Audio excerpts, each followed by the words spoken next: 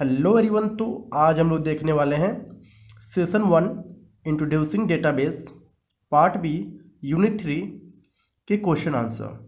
तो आइए इस वीडियो को स्टार्ट करते हैं। चलिए देखते हैं। पहला क्वेश्चन दिया है what is database, what is its significance. यानी डेटाबेस क्या होता है और इसके क्या क्या सिग्निफिकेंस है या क्या क्या फ़ायदे हैं। तो सबसे पहले इसका डिफिनीशन हम लोग देखते हैं। A database is a collection of logically related data. जो डेटाबेस होता है वो किस चीज़ का कलेक्शन होता है? लॉजिकली रिलेटेड डेटा का वो कलेक्शन होता है। A database system store data centrally at one place. यानी जो डेटाबेस सिस्टम होता है उसमें जितने भी डेटा होते हैं वो सेंट्रली एक जगह पर स्टोर होते हैं। Where from all applications can get the data required. और उस डेटा को हम किसी भी एप्लीकेशन के थ्रू या किसी भी सॉफ्टवेयर के थ्रू उसको हम लोग क्या कर सकते हैं? फेच कर सकते हैं, या हम बोल सकते हैं उसको हम लोग प्राप्त कर सकते हैं। The centralised storage facilitate many advantages like. यानी जो डेटाबेस है उसके डिफरेंट हम बोल सकते हैं एडवांटेजेस हैं, फ़ायदे हैं। पहला जो है कंट्रोल रिडंडेंसी। अगर आप डेटाबेस में अपने डेटा को रखते हैं तो इसमें क्या होता है, जो रिडंडेंसी मतलब होता है जो डुप्लीकेट डेटा होते हैं वो ऑटोमेटिकली रिमूव हो जाते हैं या आप रिमूव कर सकते हैं। दूसरा जो फ़ायदा वो है डेटा शेयरिंग। आप इसमें आसानी से अपने डेटा को एक जगह से दूसरे जगह आप शेयर कर सकते हो या ट्रांसफ़र कर सकते हो। थर्ड है डेटा कंसिस्टेंसी। डेटा कंसिस्टेंसी का मतलब है कि आपका जो डेटा होगा वो अच्छे से एक फॉर्म में अरेंज्ड होगा। फोर्थ है स्टैंडर्डाइजेशन। स्टैंडर्डाइजेशन का मतलब है कि इसमें कई तरह के रूल्स होते हैं जिसका आप अप्लाई करके अपने डेटा को लॉजिकली एक कंटेनर या एक स्टोरेज के तौर पे उसको रख सकते हैं। फिफ्थ है इन्हांस्ड डेटा सिक्योरिटी। इसमें क्या होता है, आपका डेटा सिक्योर रहता है। कोई भी आपके डेटा को हम बोल सकते हैं डिलीट, या हम बोल सकते हैं उसको हानि या क्षति नहीं पहुंचा सकता है। इसमें जो आपका डेटा होता है पूरी तरह से 100% सिक्योर होती है। तो ये थी पूरी डेटाबेस की सिग्निफिकेंस। आगे बढ़ते हैं। दिया गया है right a short note on A open office base functioning. यानी ये कह रहा है कि ओपन ऑफिस बेस फंक्शनिंग के बारे में थोड़ा सा लिखिए। ठीक है, तो सबसे पहले हम लोग जानेंगे बेस क्या होता है। Base is a database management system part of OpenOffice.org।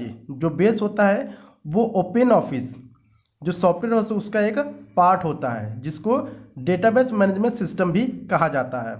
जैसे कि आपने SQL का नाम सुना होगा, स्ट्रक्चर्ड क्वेरी लैंग्वेज। ठीक है, तो वो भी क्या है, एक तरह का डेटाबेस सॉफ्टवेयर है।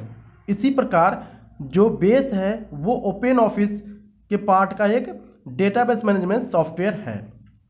It offers many features to manage database. जो बेस है ओपन ऑफिस का जो पार्ट है सॉफ्टवेयर, ये प्रोवाइड करता है ढेर सारे ऐसे फीचर्स जिसके थ्रू हम लोग अपने डेटा को आसानी से मैनेज कर सकते हैं। विथ बेस यानी बेस में हम लोग क्या कर सकते हैं, इसके साथ one can manage all information store in a .odb file. यानी जितने भी आपके इंफॉर्मेशन होंगे वो .odb के एक्सटेंशन फॉर्म में वो आपके जो डेटा है वो स्टोर्ड होंगे। ODB का मतलब हो जाएगा ओपन ऑफिस डेटाबेस। ठीक है, विद इन द फाइल। और क्या क्या चीज़ें होती हैं इसमें देखते हैं। One can divide one's data into a separate storage container called tables. यानी आप इसमें टेबल का यूज करके अपने डेटा को डिवाइड कर सकते हो या अलग अलग रख सकते हो। दूसरी चीज, one can view add and update tables data using forms. और इस सॉफ्टवेयर के थ्रू आप क्या कर सकते हो, फॉर्म का यूज करके अपने डेटा को ऐड कर सकते हो, अपडेट कर सकते हो। ठीक है, ये सारी चीज़ें कर सकते हो और व्यू कर सकते हो, देख सकते हो। थर्ड है one can find and retrieve just the data which is required using queries. यानी अगर आप इस सॉफ्टवेयर का यूज करते हो बेस का, तो क्यूरीज के थ्रू आप अपने डेटा को आसानी से फेच कर सकते हो या रिट्रीव कर सकते हो। यहाँ पर दिया one can analyse the print data in a specific layout using reports. और रिपोर्ट्स का यूज करके आप अपने डेटा को प्रिंट आउट भी ले सकते हो और उसके बाद आप उस डेटा को एनालाइज भी कर सकते हो। क्वेश्चन नंबर 3 है, what do you understand by tables in a database management system. यानी डेटाबेस मैनेजमेंट सिस्टम में टेबल्स क्या होता है, या टेबल्स से आप क्या समझते हैं। तो इसको हम लोग देखते हैं। In a database management system various types of objects together manage and maintain the system.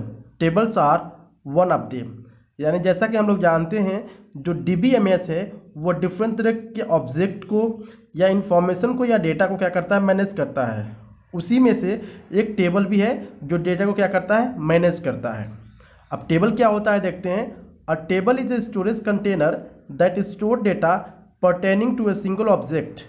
यानी जो टेबल होता है एक तरह से कंटेनर का काम करता है, जिसमें ढेर सारे डेटा को क्या किया जाता है, उसमें फिल किया जाता है या स्टोर किया जाता है एक सिंगल ऑब्जेक्ट के तौर पे। सब्जेक्ट और पर्पज, यानी किसी सब्जेक्ट के लिए या किसी पर्पज के लिए। फॉर एग्जाम्पल, अगर हम लोग एग्जाम्पल से समझें, एन एम्प्लॉय टेबल, अगर किसी एम्प्लॉय का टेबल है, में contain all information pertaining to a employee. यानी अगर एम्प्लॉय का टेबल है तो हम लोग जैसा कि जानते हैं जितने भी उसमें इंफॉर्मेशन होंगे या डेटा होंगे वो एम्प्लॉय से रिलेटेड ही होंगे। एग्जाम्पल जैसे कि एम्प्लॉय नंबर हो सकता है, एम्प्लॉय का नाम हो सकता है, डेजिग्नेशन हो सकता है, किस डिपार्टमेंट में वो एम्प्लॉय काम करता है, क्या ग्रेड है उसकी, ठीक है, क्या बेसिक वगैरह है, इन सारी चीज़ों के बारे में। तो जो टेबल होता है जैसे कि हम जान गए, एक कंटेनर होता है, वो डेटा को स्टोर करता है एक सिंगल ऑब्जेक्ट में, ठीक है। अब यहाँ पे नीचे बढ़ते हैं, देखते हैं दिया है next, what is difference between flat database and relational database. ये काफ़ी इंपॉर्टेंट क्वेश्चन है, ठीक है।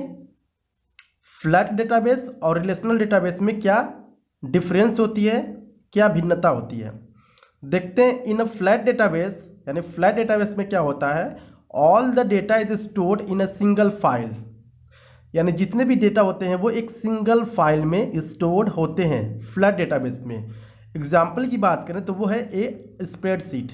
जैसा कि अगर हम लोग बात करें जो एक्सेल की सीट होती है, अगर उसमें अपने डेटा को क्या कर रहे हो आप, हम बोल सकते हैं एक सिंगल फाइल में आप अपने डेटा को क्या कर रहे हो, सेव कर रहे हो, स्टोर कर रहे हो, तो वो कहलाएगा फ्लैट डेटाबेस। लेकिन रिलेशनल डेटाबेस में क्या होता है देखते हैं, data is stored in multiple tables linked via common fields. यानी रिलेशनल डेटाबेस में क्या होता है, जो डेटा होता है वो स्टोर होता है मल्टीपल टेबल्स में, जिससे कि वो लिंक होता है किसके थ्रू, एक कॉमन फील्ड के थ्रू। एग्जाम्पल देखें तो base of OpenOffice.org is a relational database.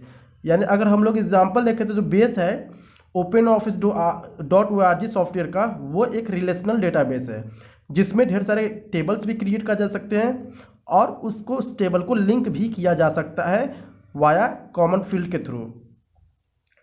तो ये होता है फ्लैट फाइल। फ्लैट फाइल क्या होती है मैं एक बार और बता देता हूँ, सिंगल फाइल में सारे डेटा को क्या करता है, वो स्टोर करता है। लेकिन रिलेशनल डेटाबेस में क्या होता है, वो मल्टीपल टेबल्स में डेटा को स्टोर करता है और वो जो टेबल होती हैं उनके जो फील्ड होते हैं टेबल के, वो कॉमन फील्ड से क्या होती है, लिंक होती है।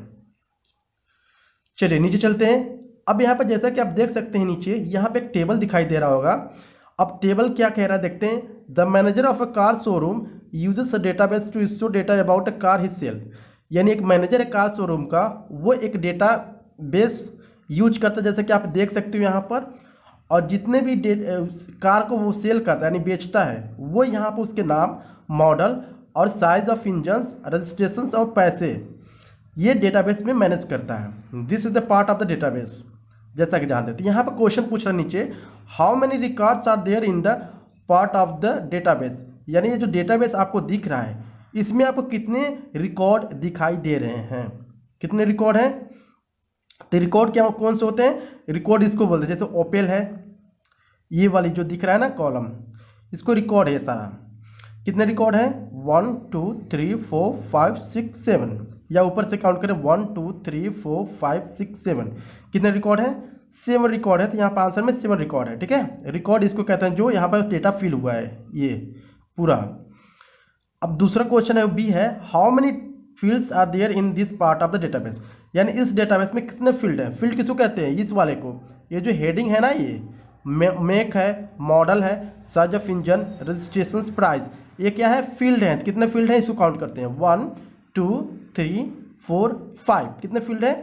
5 फील्ड हैं। ठीक है, अगर हम लोग रिकॉर्ड की बात करें तो वो है यहाँ पर 7 और फील्ड की बात करें वो है 5।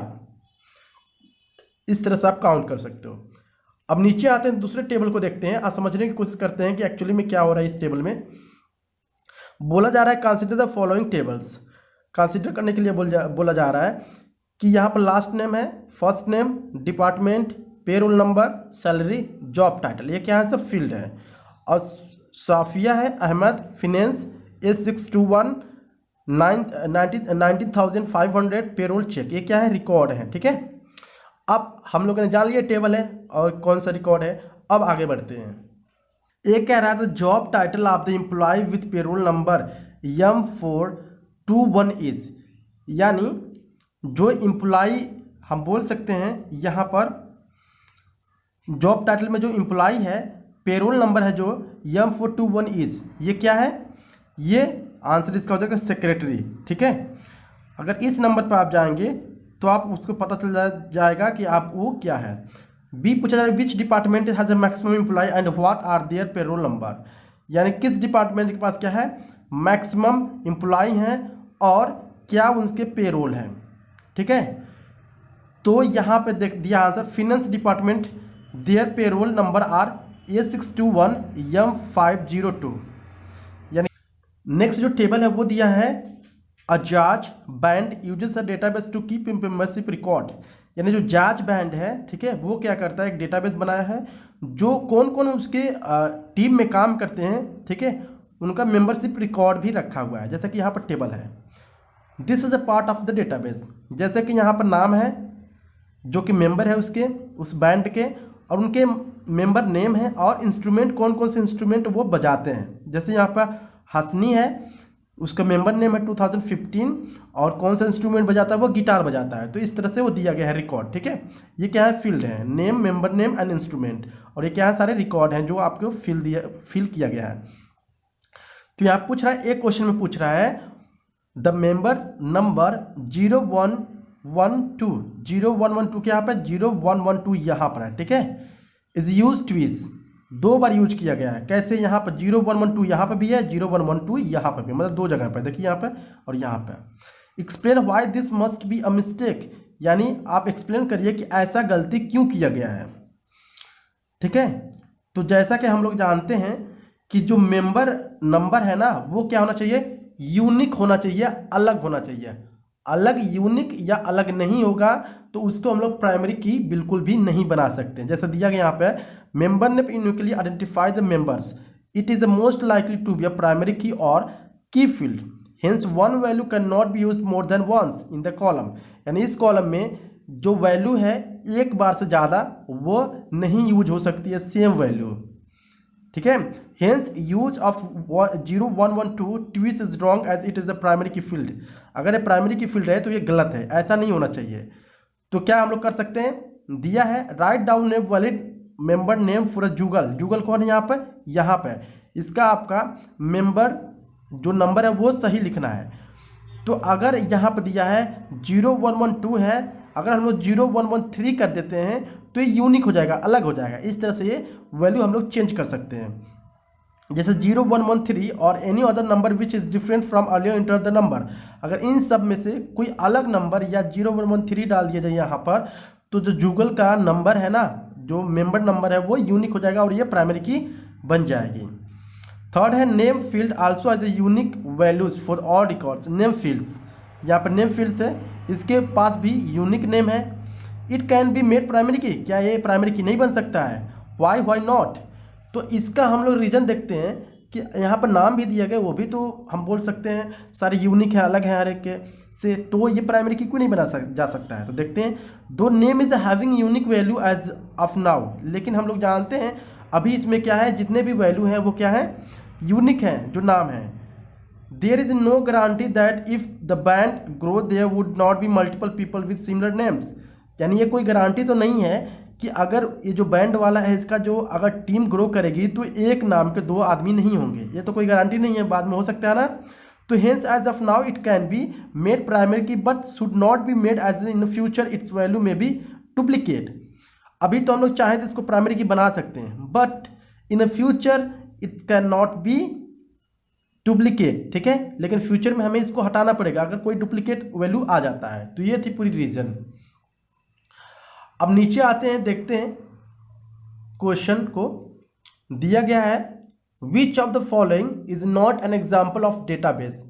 इन चार ऑप्शन में से कौन से डेटाबेस के एग्जाम्पल नहीं है। तो cross and no game and employee payroll, ये तो डेटाबेस है। कस्टमर मैनेजमेंट सिस्टम, ये भी है। न्यूमेरिक कैलकुलेटर क्या है, ये डेटाबेस नहीं है। तो right answer is numeric database. नीचे आते हैं, दिया गया है व्हाट इज प्राइमरी की। प्राइमरी की क्या होता है।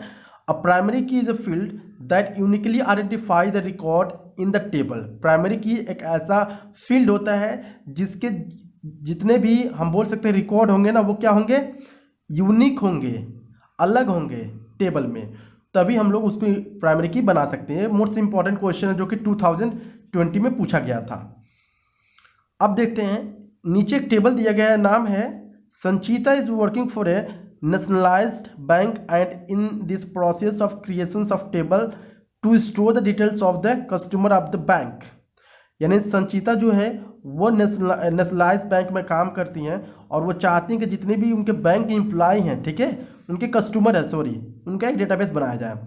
Find out which of the following field of the table bank can be selected as a primary key, candidate key or alternate की।